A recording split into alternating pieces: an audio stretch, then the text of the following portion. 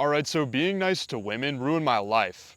So I stopped, and I went from being viewed as lil bro to women respecting me and wanting my attention. And I've listened to hundreds of actual conversations that my clients have had with women, and when guys stop being nice to women, women start wanting them. I want to share the 4 ways that guys are nice to women that immediately kills attraction and respect. I'll show you the actual reasons why guys are nice to women and it's not kindness. And then I'll show you what guys are doing instead that creates potent chemistry with the girls they talk to. And if you'd like my personal help, I coach men directly to grow massive confidence, and I teach them how to communicate attractively to women, and it results in an amazing dating life. Click the link below this video and you can book a free call. Now, over the years of talking to women, coaching other guys, getting mentorship, I've really seen 4 nice guy behaviors that turn women off, that diminish your value and ruin your chances. And the first one is giving validation for nothing.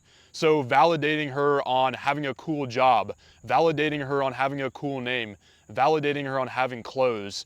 Now, what happens when you over-validate a girl is your validation becomes worthless.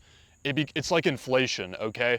And what happens is the girl knows that you're just giving her a compliment because you're trying to get in her pants. Okay, every other guy and their grandma does it, all right? It's not real, it's fake, it's gay.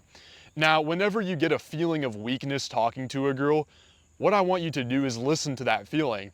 And back in the day when I used to be sort of like a needy tryhard, I used to give girls compliment after compliment, and I would have this sort of weak feeling in my chest like I was being a beta. And so really, when you're talking to a girl, you want to actually pay attention to when that's happening. Then you'll know that you're giving women too much validation. Now, the second nice guy behavior is agreeing for nothing. All right, so you're agreeing with everything the girl has to say, even if you really have a different opinion, because once again, you're trying to get in her pants. Now, this is a very common tactic that a lot of guys use, that I used to use in the past, but it's very ineffective because once again, the girl knows what you're doing, and also what you're doing is you're falling into the girl's frame. You're not living as your own man, but instead, a lot of times you're agreeing with a lot of girly stuff. So like, for example, the girl might say she likes watching Love Island, which is like some drama relationship show. And you might be like, oh, I also love watching Love Island.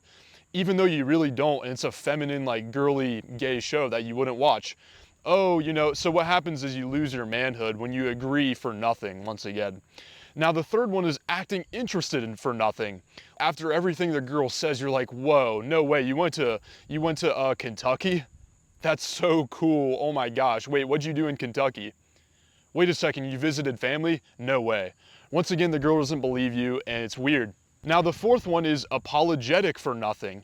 Like, a guy will go up to a girl and they'll immediately start apologizing for even saying hi to the girl. They'll be like, I'm so sorry to bother you right now. This is super weird. I know, I'm sorry. Oh, I'm sorry to ask you out. They'll even over apologize for some little mistake they made. Like, they might accidentally, step on a girl's shoe for a second, and they'll basically be on their knees begging for forgiveness from the girl. Okay, so you're not really that sorry. You're only that sorry because it's a girl, and once again, you want to see her tits. All right, so when I did all of these behaviors in the past, what it resulted in was feeling emasculated, which means feeling like my manhood was taken away, if you don't know the vocabulary words. And it felt weak. I felt weak after talking to women. Regardless of me taking action, stepping out of my comfort zone, I felt weird talking to women, and I never knew why.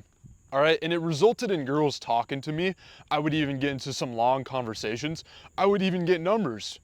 Okay, but the girls wouldn't respond to my texts enough for what I wanted, and all of those girls pretty much flaked on me. All right, so this sucked, and I want to talk about the reasons why. I want to talk about the root causes of where this nice guy, being nice to the girl even comes from, because a lot of guys think it's from being genuinely kind, but it's not at all. 2 of these things are just false beliefs, and one of these things is just a bad habit. All right, and the first one is filler. Okay, they're filling in conversations with validation as a habit. Okay, so for example, I used to run out of things to say in a conversation, and what I would do is I would just go back to giving a girl another compliment. So my mind would go blank, and what are my 2 options? What is a guy's 2 options who doesn't understand how to talk forever? Or actually 3 options. One is giving a girl a compliment, giving her more validation. Oh, I love your shoes. Oh, I love your hat. oh, I love your pretty eyes. Another one is asking her another question about herself, right? You know the deal. And the third one is obviously running away. Oh, I have to go now. And they'll also do this after she answers a question. Like, let's say the girl tells you about something and she's like, yeah, I'm from Missouri and I like to ski. And so you don't know what to say in that instance. You're kind of drawing a blank. So what you might do right there is you might just be like, oh, that's so cool. No way. I can't believe you live in Missouri and you like to ski, right? So it's just conversational filler because you don't know how to talk forever or you're nervous or whatever. And the second reason why guys are nice to women is they think that giving validation is flirting. And it's tricky because giving validation can be flirting. All right, like giving a compliment can be flirting. Now, here's where the nuance is.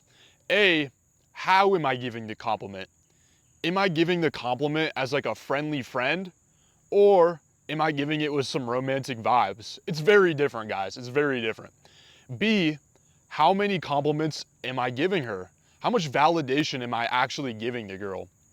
All right, because once again, I already said, if you're giving away all of your validation, then your validation becomes worthless. It's like if I text a girl 42 times throughout the day. It's like if I'm a girl and I let everybody hit it, right? Then what value is is my sex? Like, let's be real here, guys. If I'm a girl and I let 200 guys hit it, it's the same thing with your validation, is you don't give it away for nothing.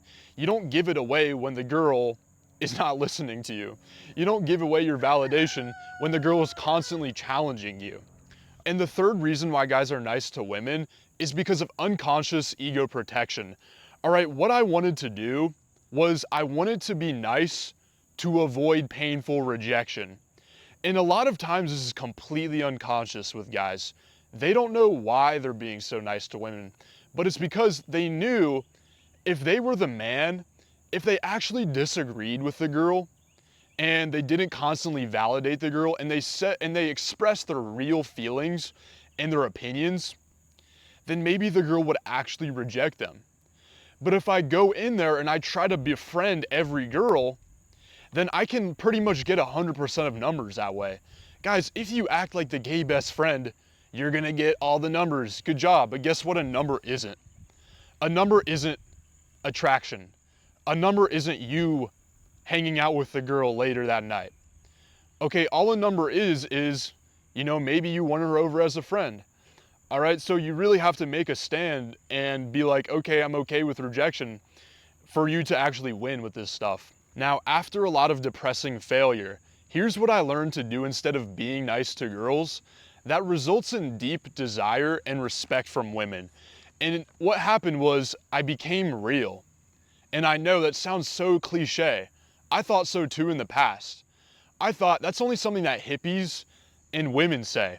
But then, one day it was an especially nice day outside, and I was feeling especially confident that day. And this was a period where I wasn't having a lot of success with women. And, I decided to go to the mall and just let loose. I just said, fuck it. I'm just gonna let loose. I'm not gonna try. And I'm gonna see what happens today. So I see the girl walking in the mall, maybe 5'2", blonde, carrying a Victoria's Secret bag. I think she has like a cheetah print shirt on. She was hot. She was pretty cute. Stop the girl. And immediately I'm flowing in the conversation. It's just like a river of just funniness and flirting and storytelling, connecting with the girl. It's going well. I feel better in this conversation than I've ever felt before. It's how I would imagine like Thomas Edison felt when he discovered the light bulb. I had a light bulb moment, okay? Got the girl's number.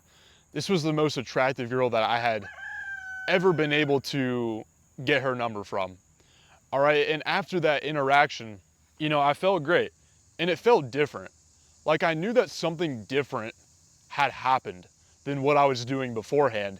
And so I realized from this experience that other times when I was talking to women, I would feel exhausted after having a long conversation like that with a woman.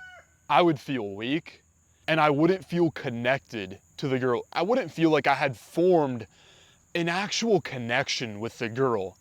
And so after this, I felt invigorated, and I realized it was because I was being real. All right, I really was connecting with the girl, and I wasn't putting forth all that effort to try to manage each individual word I said, every single body movement that I made, every single thing that I did to create this perfect persona that I thought she would be attracted to, rather than being me and being who I wanted to be. And so I realized after this experience that I had experienced something powerful. And every time I coach somebody, I see the exact moment when they realize this, when they realize that there's two different worlds. Okay, there's one world for the leader who's learned how to become unapologetically confident, and there's one for the follower, the guy who's trapped underneath 50 layers of fear and bullshit. Because think about what type of person gets to be real. The king. Okay, the king gets to make the joke that he wants. He gets to say what he wants. The king has an abundance mindset when it comes to women and people. All right, the peasant is the one who has to watch his tongue. He has to be careful about what he says. He has to be careful about alienating people and being in a scarcity mindset. When you're real, you're showing that you're willing to stand on your own feelings and your own opinions, and you don't care if it doesn't match to that person's worldview. Because you believe what you believe in. You believe that you're awesome and your stories are awesome.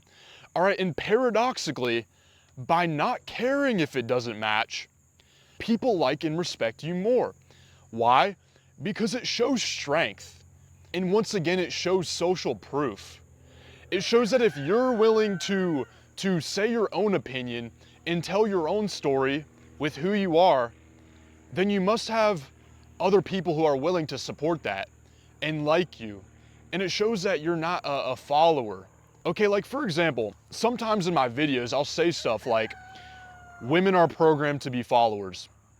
And maybe to some feminists, that's not nice when I say women are programmed to be followers. And I even alienate them. But a lot of people will agree with that statement. And because I'm willing to say that, and because a lot of people agree with that, they're gonna like me more. All right, but if I was normal Bob SquarePants, no one would like me. All right, it's like when a third party candidate runs for president. It's like you have to pick a side. Otherwise, no one truly is going to like you. Another example of being real is the other day I went to Sport Clips to get my hair cut, and the girl who was cutting my hair, she called me up because it was my turn. And she mispronounced my name. She said my name wrong. I think she was like Joseph or something. It's Joseph, okay? And so I corrected her. I'm like, it's Joseph. And what she said, she was like, close enough, or same thing. And it was a bit rude, right? It's like if you mispronounce somebody's name, then you're like, sorry, or you say it right. You're not like, oh, close enough. Like, that's rude, okay? And so what I did was I looked at her name tag and it was like Layla or something, and I was like, oh, okay, Leela. And I mispronounced her name. And I didn't do this in an emotionally reactive way. I just did it sort of offhandedly. Like, okay, Leela, I can do that too. And after that, what I noticed is she immediately tightened up, okay? Because she saw that I wasn't a pushover. She immediately tightened up, and we ended up having a very, good, flirtatious even conversation. And so that's what happens when you stand up for yourself. When you're not, because what would have happened, a nice guy version of me, I probably would have said nothing. I would have let it slide. I would have stewed about it in my head and left the rudeness unchecked. And then the woman would have respected me less. She would have saw that she could basically be rude to me and get one over on me whenever she wants. And when a girl doesn't respect you, then she can't be attracted to you.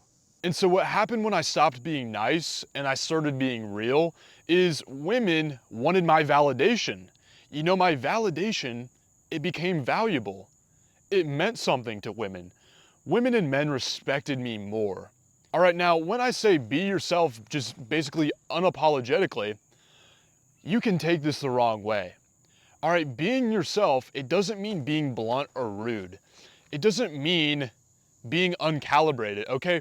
Because social awareness is a huge part of being smooth with girls, all right? And so basically, instead of overthinking this, okay, like what's the line between being myself and being offensive? Basically, you can just think of this one Bible verse to break it down. It's like Luke 6:31. Do to others as you would have them do to you. You know, or in other words, treat others how you want to be treated. So do not overthink this. Like, take the risk to be yourself and then stay that way. Just do that for the rest of time. All right, because it's far better to be yourself unapologetically, have some girls love you and some girls hate you, than to be completely forgotten by every single girl. Now, if you want to become the guy she remembers, the one who makes her feel something emotionally that she can just never forget, and you're done with not having an exciting dating life where you're connecting with the girls you truly like, I can help you just like all the other guys that I've helped. I created a system that helps men to gain magnetic confidence, and it teaches them how to become the selector. So they're actually the one choosing in the interaction. They're not being needy or try hard or chasing. Click the link below this video and book a free call with me, and I'll see if I can help you. That's all for today.